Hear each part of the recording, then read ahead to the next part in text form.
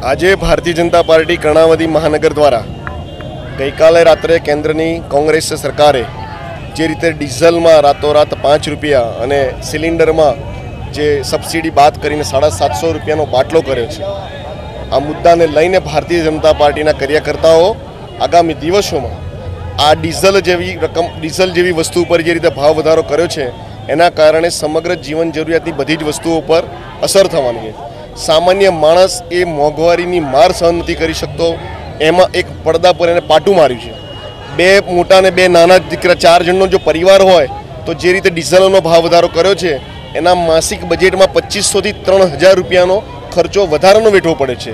ડીઝલના આ ભાવ વધારાને કારણે જીવન જરૂરિયાતની દરેક ચીજ વસ્તુ મોંઘી થઈ રહી છે, ત્યારે પહેલેથી જ મોંઘવારીનો માર ઝીકેલી આ ભારતની પ્રજા આનાથી વધુ હવે મોંઘવારીનો માર સહન ઝીકી શકે એમ નથી, એ રસ્તા પર ઉતરી છે। અને આજના આ પ્રકારના કાર્યક્રમો આ ગુજરાત પ્રદેશ અને મહાન અખિલ ભારતીય યોજના પ્રમાણે થયા છે। એ સિવાય ગઈકાલ રાતથી જે રીતે પ્રજાનો અમને સંદેશ મળી રહ્યા કે સ્વયં પ્રજા પોતે એક